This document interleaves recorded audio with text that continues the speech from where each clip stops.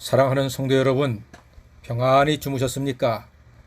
오늘 9월의 첫날 새 아침을 허락하신 하나님께 진심으로 감사드립니다. 오늘 하루 동안도 하나님께서 우리를 눈동자처럼 보살펴 주시는 가운데 안전 운전하시고 어디를 가든지 마스크 잊지 마시고 손도 잘 씻어서 건강을 잘 지켜내는 좋은 날이 되기를 간절히 소망합니다. 오늘은 예레미야, 구약성경 예레미야 26장 1절로부터 15절까지의 말씀을 함께 묵상하겠습니다. 요즘은 세상이 많이 바뀌어서 사랑의 매가 없습니다. 선생님이 학생 벌을 주면 부모가 학교에 와서 생난리를 치거나 경찰에 신고합니다.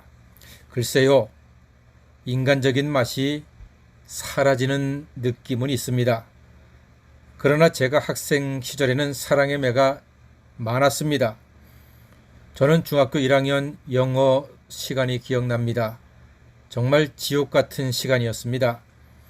매 영어 시간마다 단어 쪽지 시험을 봅니다.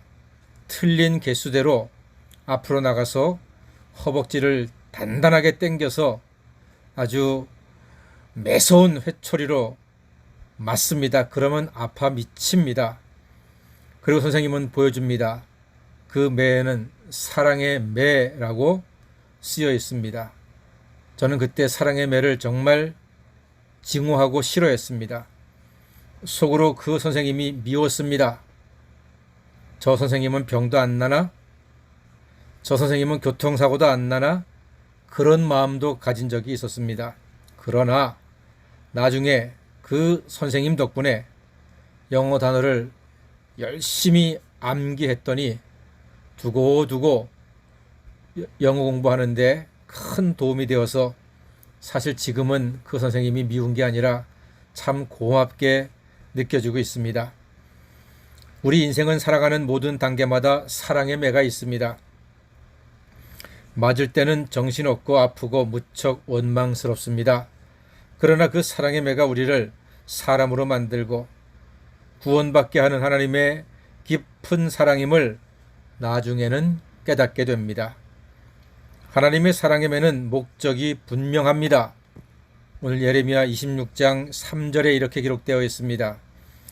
그들이 듣고 혹시 각각 그 악한 길에서 돌아오리라 그리하면 내가 그들의 악행으로 말미암아 그들에게 재앙을 내리려 하던 뜻을 돌이키리라, 이렇게 말씀합니다.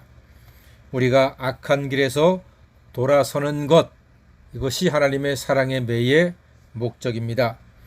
하나님은 말씀에 순종하고 율법을 지켜 행하라고 이스라엘과 우리에게 당부하십니다.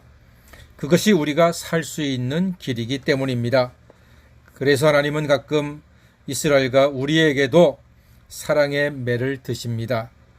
사랑이 없는 매는 폭력이지만 사랑의 매는 은혜입니다. 예레미야는 하나님의 사랑의 매를 선포하고 증거하고 있습니다. 그것이 유대인들에게는 하나님의 경고의 말씀으로 들렸던 것입니다. 이스라엘을 향한 하나님의 경고의 말씀의 핵심은 6절입니다.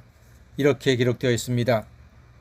내가 이 성전을 실로같이 되게 하고 이 성을 세계 모든 민족의 저주거리가 되게 하리라 하셨느니라, 기록되어 있습니다.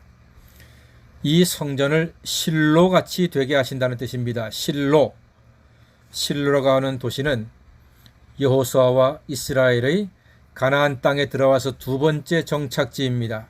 그러나 하나님의 법궤를 블레셋에게 빼앗긴 곳입니다. 즉 영적인 수치와 부끄러움의 상징이며 이스라엘의 자존심이 완전히 뭉개진 곳이 바로 실로입니다.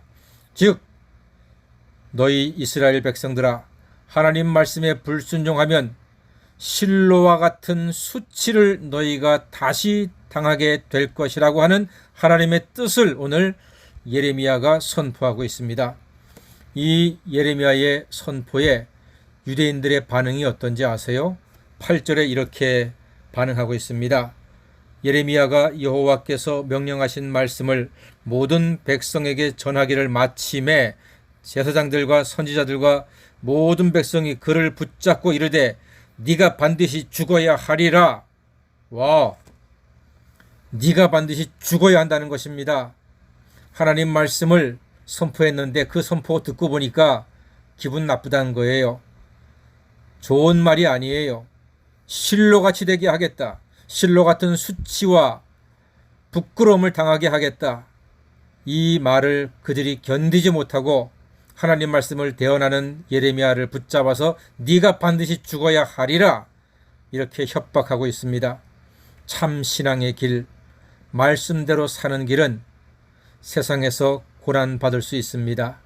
오늘 예레미야가 그와 같은 고난을 받고 있습니다.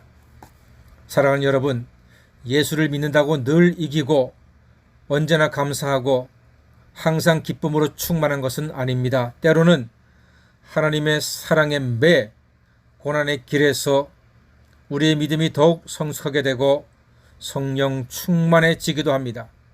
살다 보면 우리의 말이 오해가 되어서 비난과 핍박의 빌미가 되기도 합니다. 오늘 예레미야는 하나님의 그 속뜻은 그러므로 너희가 회개하고 돌아와라. 그러면 너희가 실로 같은 부끄러움을 당하지 아니할 것이다 라고 하는 속뜻이 있음에도 불구하고 그냥 그 말씀을 선포하는 예레미야를 네가 죽어야 하리라 이렇게 폭력적으로 반항적으로 불순종으로 대우하고 있다는 사실입니다. 그리스도를 따르는 길은 십자가를 지고 따르는 길입니다. 예레미야는 하나님 말씀을 전했다가 큰 위기를 만나고 있습니다. 코로나 시대에 교회와 성도는 사랑의 매를 맞고 있습니다. 이는 우리를 더 온전케 하시려는 하나님의 뜻이 숨겨져 있습니다. 그러므로 더욱더 하나님 말씀을 듣고 순종하고 삶의 변화가 있어야 합니다. 하나님의 백성들 그리고 우리 개인들은 하나님의 사랑의 매를 맞을 때가 있습니다. 그 사랑의 매, 그 인생의 고난은 결코 우리가 망하게 되거나 우리가 절망하게 되거나 우리가 세상에서 짓밟히게 되는 것이 하나님의 뜻이 아닙니다. 더욱더 하나님께 예배 잘 드리고 말씀을 붙잡고 기도함으로써 더 큰 은혜와 더 큰 축복을 누리는 길로 나아오라는 하나님의 뜻이 담겨져 있는 것입니다.